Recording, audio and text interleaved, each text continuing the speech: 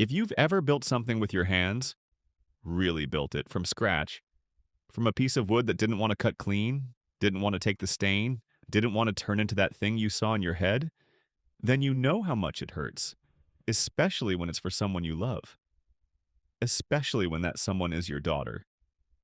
It was Friday, her 17th birthday. The house smelled like vanilla and caramel from early morning. Martha had ordered a cake from Rose Sours, the one with whipped cream and strawberry mousse, always a hit at her parties. I got up at 6 out of habit, brewed some coffee, looked out the window. Spokane was wrapped in that thin, wet spring fog, typical for April, just a little colder than I wanted. I knew today was the day I'd finally finish it. The garage was cool but comfortable. Everything in its place, the way I like it. Tools on hooks, rags on nails, plywood stacked against the wall. The table was nearly done, just needed one more coat of stain, and the drawers slotted in. The drawers turned out surprisingly even. Not Amish quality, sure, but honest work. The wood smelled like oak and a hint of lemon oil. I always rub some in at the end, makes it feel warmer somehow. By 2 p.m. it was in the car, wrapped up, strapped down. I waited for things to settle inside the house so I wouldn't roll in during the middle of squeals and photo sessions. Martha told me to set it by the window. Better for the lighting, she said. Around 4:10 I carried it upstairs, careful and slow, trying not to scrape the walls. Her door was open. The girls were giggling at some TikTok filter. I placed the table by the wall and said, "Happy birthday, Danny. This is for you. I made it myself." She didn't turn right away. After a couple seconds, she glanced back, nodded, and said, "Thanks, Dad," like I'd just handed her a glass of water. One of her friends muttered something like, "So old school," and they all giggled again. I wanted to tell her. The wood came from Brewer, our local logger who mills his own boards. The stain was Italian. The drawers were glued with old-school carpenter glue, just like my dad taught me. But I didn't say any of that. I just nodded and walked out. That evening, after I cleaned up the garage till I folded the rags, dusted the shavings off my plane, I pulled out my phone out of habit. I was going to snap a photo of the table, but the camera opened straight into Instagram. I accidentally tapped her story. A photo of the table, captioned, "At least it's not from the dump, DIY edition from Father Dearest." One of her friends tagged it, straight out of Dad Plus. Someone commented, "Cute. Like a 2004 sitcom prop." I don't know exactly what clenched inside me, like someone stitched my mouth shut from the inside. I just closed the app. Didn't even delete it, just shut the screen off. Sat down on my old stool at Creek's. That same one I've had for 20 years. I almost threw it out once, but later I realized it's an anchor. I sat on it when I built our first kitchen stool, then a shelf, then Danny's baby crib. I looked at my hands, stained, dirty, with a tiny nick from the drawer edge, and I remembered being 17, building a doghouse with my dad. Back when we had Buster, the shaggy lab who used to steal our shoes. I worked on that doghouse for a week, and then Dad and I sat on the porch watching Buster move in, drinking lemonade. I was proud. I knew I'd made something real, and now my table was a joke, a selfie backdrop. Martha never even came to look at it. She was busy all day with balloons, sweets, decorations. I walked into the kitchen. She nodded. "You put it in?" I said, "Yeah, by the window." She nodded again and went back to arranging lip-shaped pastries. Dinner was quiet. Danny was on her phone. The girls were chatting about videos. I just sat there with a plate of pasta, watching one of them take a photo of her food, with my table in the background. Again, not in the photo, in the background. And right then, honestly, I had this thought for the first time. What if I stopped building things with my hands altogether? Would anyone even notice? Or has everything already moved into these pictures and captions, where the only meaning is how well it fits an algorithm? I didn't make a scene. I didn't break anything. I just took a shower, went to bed, closed my eyes, and realized there was no rage, no bitterness inside. Just this strange quiet. You know how dust settles on a table and you don't notice it until you run your finger across the surface? That's exactly how I felt, like something no one's touched in a long time. Just collecting dust, that's all. The next evening, I ended up back in the garage again. Not because I had some project to work on, and not because I felt inspired to build, but because the house, despite the noise and light and motion, felt like a place where I didn't quite exist anymore. Like I was a piece of furniture that no one moves because it's been sitting in the same spot for years and doesn't get in the way. I grabbed the thermos with what was left of my morning coffee. It had turned bitter by now, lost the smell, but still felt familiar enough. Went downstairs, flipped on the soft yellow light from that old wall lamp, and sat down. Not on the stool this time, but on that old bench I'd knocked together from leftover lumber years ago, the one with the crack in one of the legs that keeps getting longer, and that I keep pretending I'll fix someday. Dinner started without any surprises, unless you count the fact that once again I was silent, and everyone else around the table seemed to be talking as if they were trying to make up for some void, like they were afraid a pause might settle over the room and force them to actually feel something. Martha was telling a story about a coworker who, in her words, gets new nails every 3 days like her self-worth depends on the acrylic. Danny cut her off halfway to talk about some girl at school who showed up in the same hoodie and now she has to burn hers, and I just sat there eating pasta. I had reheated myself because half an hour earlier, Martha called from the car and said she was stuck in traffic and added, "You know how to handle this stuff. You'll survive." I was sitting across from Danny when I noticed her shift in her seat slightly, and right in that moment, the chair beneath her made a deep, unpleasant crack, the kind of sound that made everyone turn their heads. One of the legs tilted off to the side like it had given up after holding on for too long, and Danny yelped, jumped up, grabbed the edge of the table, and once she saw she hadn't actually fallen, looked at the chair with an expression like someone had handed her a dead hamster and muttered, "Who even put this piece of crap together?"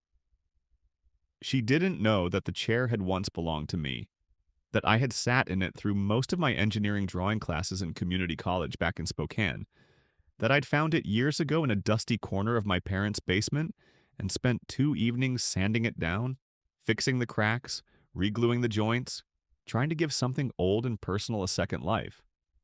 Not because it was fancy, but because I've always believed that things with history deserve a future. But she didn't know any of that, and I didn't tell her. Because the second Martha jumped in with her usual, "Just throw it out already. We'll get something decent from IKEA," I realized that opening my mouth would have meant stepping into yet another argument where my voice wasn't even welcome. So I kept it closed. 2 days later, a white box showed up in the hallway, printed with blue lettering, shipped from a warehouse in Renton. A new chair, ordered by Martha without a word, as if the idea that I might still have a say in what comes into this house had been quietly retired along with my toolbox. That evening, when I walked into the kitchen to pour myself some water, I saw the whole contents of the box spread out on the floor. The seat, the legs, a sad little hex key, a handful of screws, and a thin instruction sheet with a smiling cartoon man who, for some reason, is always cheerful even when holding a screw backwards. After an hour, the chair was assembled, and it looked exactly like you'd expect. The seat leaned sideways, one leg was visibly longer than the rest, and it wobbled in that way that makes even the cat avoid it on principle. I didn't say anything, I didn't offer help, didn't make suggestions, didn't even slow my step as I walked past. And from that moment on, it felt like the rest of the house started quietly breaking too. Not all at once, not dramatically, but like a crack that spreads beneath paint and takes its time. First, the bathroom outlet, and the one I had warned about years ago when they insisted on saving money by skipping proper grounding. Then the loose handle on the kitchen drawer, worn down by constant tugging at the wrong angle. Then the hallway light, flickering every time someone passed by, until no one could tell if it was turning on or saying goodbye. I watched it all from the outside like someone who used to star in a play and now just sits in the back row, noticing how the set starts to fall apart when no one's minding the screws. I didn't touch a single tool, didn't so much as lift a screwdriver. I waited, not out of spite, not for drama. I just wanted to see how long it would take before someone finally said, "Why haven't you fixed it?" On Sunday, after dinner, when everything was going as usual, Danny dropped the hairdryer. It slipped out of her hand in the bathroom, hit the tiles, pulled itself out of the outlet, and the lights blinked. Then the power went out completely. There was chaos. Martha shouting from the kitchen, Danny yelling from the bathroom, both calling for me, but not by name. Just, hey, and hello, and dad? And I, at that exact moment, was sitting on the back porch, drinking coffee from my travel mug, watching the neighbor's porch lights flicker on, listening to my house try to handle itself without me. 20 minutes later, they gave up and called an electrician. Found someone online, made the call, waited. He showed up an hour and a half later, came upstairs, looked at the fuse box, checked the outlet, shook his head, picked up the hairdryer from under the sink, made a few quiet adjustments, handed over a receipt, and left. The receipt was for $180 for 20 minutes of work. Martha, for the first time in years, didn't look annoyed or tired. She looked unsettled. She stared at the receipt, at the total, at the little printout in her hand, then pulled out her phone and started doing math. I was sitting at the living room table watching her, and I realized this was the moment. I went to the garage, grabbed an old notepad, sat down at my workbench, picked up a pencil, and wrote, dripping faucet, still dripping, $70 bathroom outlet, $180 IKEA chair, $120. Total $370 so far. No explanations, no arrows or this is what you're missing annotations, just numbers. Let them do the rest. The next morning, Danny asked me why I hadn't warned them that the light could have started a fire. I looked at her and shrugged. She stared a second longer than usual, like for the first time she was actually trying to see me. But I didn't push it. That night I packed myself dinner, but just leftovers I had put together in the morning, and sat outside on the back patio with a plastic fork and my old garden chair. The air smelled like damp grass and wet wood. Somewhere down the street someone was grilling. I could smell charcoal and sweet barbecue rub. Inside the house, someone was laughing. Martha had turned on music and Danny was talking to someone over video. And I sat there alone, but for the first time in a long while I didn't feel lonely. It was quiet, familiar, even in its own way. Peaceful. And yes, there was an emptiness inside. But honestly, that emptiness felt cleaner than all the noise I'd gotten used to over the past few years. I didn't plan on buying anything when I drove to Ace Hardware, honestly. I just wanted to get out. Not to the grocery store, not for errands, but to a place where the walls smelled like pine, where the shelves were lined with metal that didn't talk back, or make you feel like everything you touched was somehow wrong, where you could pick something up without being asked why you spent money on stuff no one asked for. Sometimes I go there with no purpose at all, just to walk through the aisles like it's a museum where the exhibits happen to fit in the back of your car. This time, for no clear reason, I grabbed 2 boards. Decent ones, smooth and dry, clean edges, ready for varnish if needed. Why? I don't know. Maybe just to remind myself I still know how to do something. As I was leaving, I ran into someone I hadn't seen in years. It was Mr. Jorgens, the shop teacher from Danny's old middle school. He recognized me right away, clapped me on the shoulder, and said Danny had been a smart girl for sure, but she hated working with her hands. Didn't get that from you, I guess, he added with a laugh. I smiled back, polite, but something clicked inside. I'd always held on to this hope that some part of me had made it into her. Not just the last name or the hair, but maybe a feel for tools, a quiet sense of how things fit together without needing a manual. And standing there in the parking lot, it hit me. Maybe not. Maybe none of it stuck. Or maybe I stopped trying to pass it on years ago. Later that evening, I got home and found a piece of paper on the kitchen table. A handwritten list from Martha titled Things That Need Fixing, with 6 items underneath. The shelf in the pantry that was barely hanging on. The bathroom faucet that wheezed and sputtered every time it was turned on. The window in Danny's room that wouldn't close all the way. And a few other things. I stood there holding the list like it was an appointment card for a job interview I didn't sign up for. And this time, instead of heading to the garage, instead of grabbing my toolbox, I sat down at the table, took out a pen, and next to each item I wrote down the going rate. Not exaggerated numbers. I know what plumbers charge, what handymen bill for an hour, what it costs to fix a window frame or mount a towel hook. At the bottom, I wrote the total. $1,740. And under that, the family fund. Dad Fix It is temporarily closed. The next morning, I saw Martha standing in the kitchen holding the paper. She was pinching it between two fingers like it was something strange or sticky, the way you'd hold a note you didn't expect to find on your fridge. She didn't say anything, just set it back down and walked off. A day later, Danny came up and asked if I could drive her to the mall. She had something planned with friends, I guess. I said, "Ask your mom." She replied, "She's busy." I looked at her and said, "So am I." She gave me a look like she couldn't quite process the idea that her dad could also be busy, that I might have a day that didn't revolve around her schedule. She didn't argue, just turned and left. That evening, Martha, without looking directly at me, started talking about the early years, how I used to make things around the house. The TV stand, the bookshelf, those hooks in the bathroom. Back then, we didn't have to pay anyone, she said. And it didn't come out like appreciation. It came out like a receipt, like my past effort was being used to guilt me into staying the same person forever. I didn't answer. I didn't even feel the pull to respond. The next morning, I went out to the garage, grabbed an old cardboard shoebox, pulled a marker from the workbench drawer, and wrote across the side. Hands used. 92% worn, not eligible for return.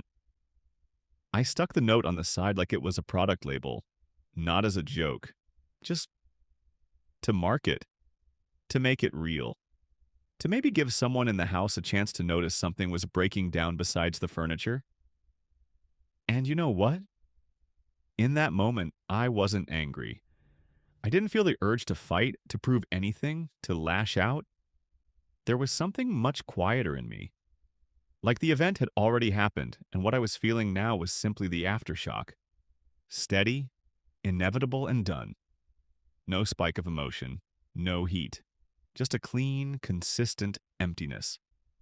And a decision that I hadn't said out loud yet, but one I was very close to making. Most likely I never would have found out what exactly Danny had posted, if not for Troy. That same neighbor kid, 16 years old, who helps me with firewood in the summer, and sometimes fixes his bike right by my garage, and who, as it turned out, follows my daughter's TikTok account. I was washing the chainsaw after trimming the old apple tree. My hands were greasy. The air smelled of sawdust and dry bark. When he came up to me, hesitated a bit, and without raising his eyes said, "Mr. Holt, I'm not sure if you need to see this, but I think it's about you." And he handed me his phone. On the screen was a short video shot on the front camera. My daughter sitting in her room. In the background stood the desk, the very one I spent nearly a month making, assembled from boards I planned, sanded and stained by hand, measured, glued, and fit together, with drawers on wooden sliders so they wouldn't squeak. And there she was, legs crossed, looking into the camera with a light, condescending half-laugh, saying, "This is like my dad. His hands are from the last century. He does everything himself like we live in a barn." Then the camera turned and zoomed in on the desk. A smooth surface, not a single gap, and a caption below. "Handmade, no warranty." I gave the phone back to Troy, wiped my palms, but inside something already started to press.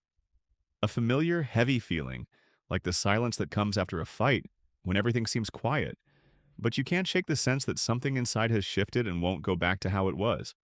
I didn't feel anger, there was no offense, just that. The movement of something fundamental inside me, as if someone once again rewrote my role in someone else's script, and I hadn't even noticed when. I opened the video again later that evening, alone in the kitchen, in silence. My daughter's eyes on the screen were indifferent. There was no gratitude, no resentment, just flatness. And in that flatness, there was more than in any shout. I scrolled through the comments and at some point came across a phrase that wouldn't leave me for the next 2 days. "Maybe your dad's decent and you guys are just spoiled." That comment had several thousand likes, and what really got to me wasn't the words. It was that for the first time I saw myself from the outside. A stranger had seen in me something my own family hadn't noticed in a long time. When the phone rang the next day from an unknown number, I wasn't surprised. On the other end was a man with a neutral voice. He introduced himself as the school psychologist, said that as part of monitoring students' digital activity, they had come across Danny's post and would like to discuss possible family nuances if I didn't mind. I said I'd call back. I didn't. That evening, when everyone sat down for dinner, Martha put something store-bought on the table, and Danny, as always, stared into her phone without looking up. I just picked up the tablet, placed it in the middle, played that same video, and didn't say a word. I wasn't watching the screen, I was watching their faces.